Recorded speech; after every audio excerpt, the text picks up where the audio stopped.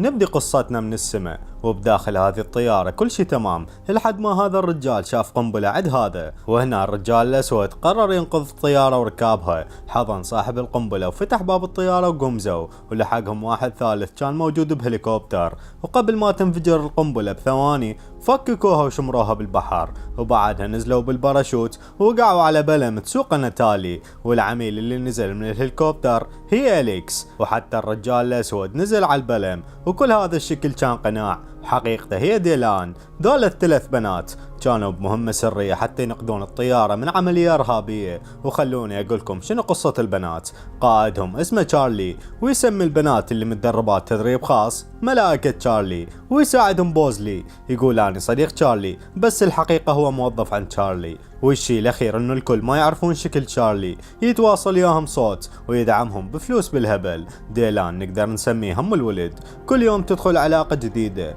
وناتالي أفضل هواياتها الرقص والخجل ما له وجود بحياتها. واليكس محترفة الطبخ لكن ولا مرة حد مدح طبخها. بهذا الوقت تشارلي اتصل بالبنات، طلب منهم يتجمعون بمكتب بوزلي لأن اكو مهمة جديدة. أليكس قدمت الكيك لصديقاتها بس ما عجبهم، أصلا ما ينوكل. ناتالي وديلان تخيلوا أحجار. بهذا الوقت اجا بوزلي ونصح البنات ما يثقون بأي شخص، ويقولهم القلب هو عضلة بجسم الإنسان، نقدر بالتدريبات نسيطر على عواطفنا. وعرض لهم فيديوهات تخص العملية الجديدة اللي هي إنقاذ نوكس، عالم شاب ومخطوف. ويشكون ان روجر هو اللي خاطفه بسبب انه روجر مالك شركة ريد ستار للأقمار الصناعية، ونوكس عنده برنامج البصمة الصوتية الحمضية، يعني من خلال صوتك يقدر يتأكد من هويتك. وهذه فيفيان شركة نوكس. قالت روجر دائما كان يحاول يشتري البرنامج بس نوكس يرفض يبيعه، فأكيد هو خطفه لأن حتى البرنامج انسرق من شركتنا. وباليوم الثاني البنات بدأوا عمليتهم السرية حتى ينقذون نوكس. واليكس راحت للبيت الياباني للمساج، المكان المفضل لروجر، وبحركة سريعة فقدت وعيه واخذت منه المفتاح اللي كان لابسه مثل الاسوار، مفتاح الدولاب مركز المساج. وراحت للبنات وفتحوا الدولاب واخذوا نسخة من مفتاح سيارته واخذوا جدول اعماله. وبعدها روجر رجع لوعيه وشاف أليكس بعدها تسوي له مساج. قالت له انت نمت. روجر فرحان ويقولها لمساتك مثل المخدر.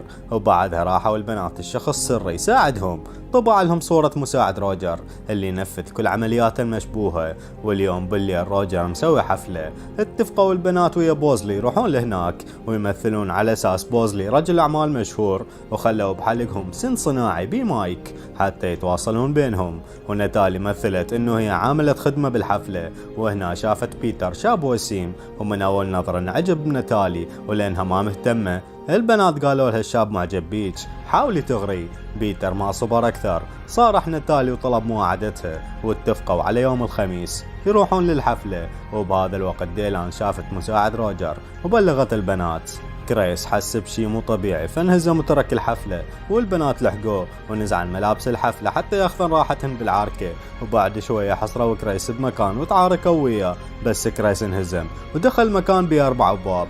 البنات دخلوا وراه بس كريس اختفى، وبواحد من هذه الابواب شافوا نوكس مخطوف وقدروا يحرروه. ورجعوا للمكتب والكل فرحانين لانهم كملوا نص المهمة اللي هي انقاذ نوكس، والنص الثاني هي استرجاع برنامجه الصوتي. وبعد ايام روجر كان بسباق سيارات الفورمولا 1، والبنات شاركوا بالسباق على اساس هم فريق منافس. ناتالي راحت تسولف ويا روجر وتغريب حركاتها، وديلان ركبت سيارته وصارت تسولف ويا السايق. واليكس فتحت صندوق السيارة تريد تثبت كاميرا وجهاز تعقب بجنطة روجر. ديلان دمرت السايق بحركاتها وسوالفها. وبعد ما كملت أليكس ديلان نزلت من السيارة، بس كريس شاف ناتالي وعرفها وركب الفورمولا 1 وانهزم. بس ناتالي ما عافته، لحقته بسيارة ثانية وخارج حلبة السباق تقابلوا على الجسر وجه بوجه. ناتالي ضربت سيارة كريس وشمرته على البحر. ولما رجعوا المكتب من الكاميرا اللي بالجنطة عرفوا نظام شركة روجر اللي هي بوابة رئيسية بيها مركز المعلومات والحاسوب الرئيسي، بس الباب ينفتح عن طريق شخصين، الأول بصمات أصابعه والثاني بصمة عينه، والمشي بخطوات ثابتة وثنائية بعد ما يدخلون القاعة. والبنات قرروا ياخذون بصمات أصابع الأول وصنعوا كف سيليكوني مطابق لبصماته، وبصمة عين الثاني صنعوا منها عدسة شبيهة. وبيوم الهجوم أليكس انتحلت شخصية المديرة الجديدة للشركة والبنات على أساس مساعديها الشباب. أليكس جمعت المهندسين وقالت لهم انتم مظلومين، لازم تطالبون بزيادة بالرواتب، ولازم تطالبون بأمور تساعدكم بشغلكم مثل المشروبات لازم تتوفر بشكل دائم ومجاني. وهنا المهندسين طلعوا مظاهرة ضد إدارة الشركة، وديلان وناتالي استغلوا الفرصة وقدروا يخترقون البوابة، وناتالي حتى تحافظ على الضغطات الثنائية بالأرضية.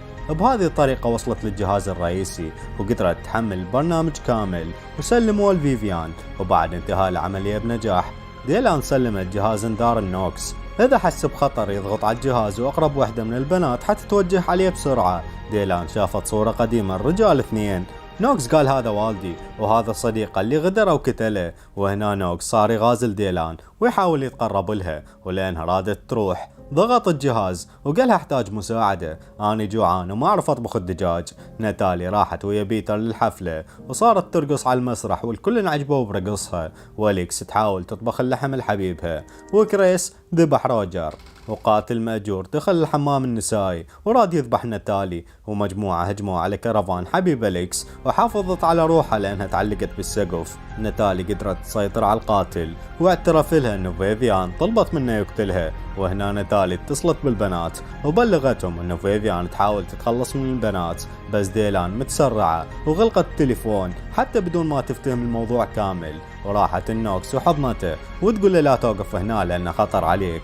وبهذا الوقت فيفيان دخلت عليهم ورافعة سلاحها على ديلان، وهذه الفطيرة حاولت تفهم نوكس انه فيفيان خاينة، بس المصيبة نوكس شريكها فعلا، ويستخدموا البنات حتى يوصلون البرنامج ملك روجر. وكل هذه كانت تمثيلية. نوكس قالها بالاول خطتي اتخلص من ملائكة تشارلي وبعدها روح لتشارلي نفسه وقتله. والحسن حظ ديلان شمرت نفسها عجام قبل ما يضربها نوكس بطلقة، فالنتيجة نوكس فكر انه الطلقة ضربت ديلان ووقعت، وهذه وقعت على شجرة وبعدها نزلت على القاع وراحت اخذت ملابس من اطفال الجيران. وبعد وقت التقت بصديقاتها وراحوا المكتب بوزلي، بس قبل دخولهم تفجر المكتب. وهنا البنات فكروا وكشفوا شنو خطة نوكس. سيطر على برنامج البصمة الصوتية ويحاول يربطه بالقمر الصناعي حتى يتعرف على تشارلي، واكيد حيعرف مكانه وين لأن نوكس يعتقد انه تشارلي هو صديق وقاتل والده. بوزلي مخطوف ومسجون بمكان قديم يشبه القلعة، والحظ السن الصناعي لسه بحلقه، فالبنات قدروا يحددون مكانه وطلبوا مساعدة تشات صديق ديلان القديم حتى يوصلهم الجزيرة كسار الجوز. وصلوا والبنات نزلوا للبحر، وديلان قالت تشات انت رجل عظيم. وصلوا لأرض الجزيرة وغيروا ملابس الغوص، وديلان قررت تسلم نفسها النوكس حتى صديقاتها يكسبن وقت وياخذن حريتهن أكثر. ناتالي عرفت مكان بوزلي، واليكس وصلت الكمبيوتر نوكس وحاولت تقطع الاتصال بالقمر الصناعي حتى ينقذون تشارلي، بس هنا تشارلي اتصل على رقم بوزلي ونوكس جاوبه ويقول له بوزلي دخل المكتب ثواني ويكلمك. ونوكس أخذ وقت حتى البرنامج يكشف مكان تشارلي من خلال المكالمة، وفعلا تم تحديد الموقع.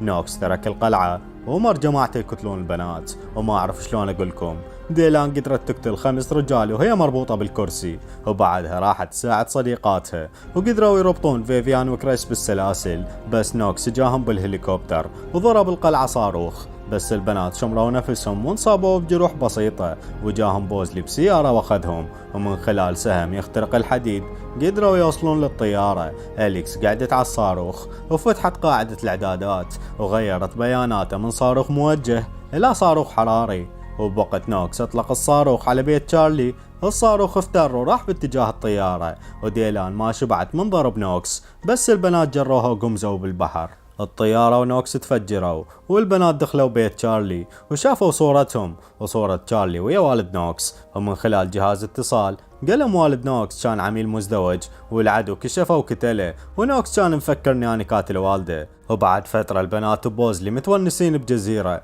وتشارلي متصل بيهم ويشوفهم من بعيد ويقولهم حبني لكم مكتب جديد وانتو اغلى شي بحياتي. وديلان شافته بس ما قالت للبنات. وهنا انتهى الجزء الاول للفيلم. كتبوا لي بالتعليقات اذا تحبون الخص لكم الجزء الثاني او لا، ولا تنسون لايكين ما يأثرن على هيبة الدولة، اشتركوا وفعلوا الجرس يا حلوين.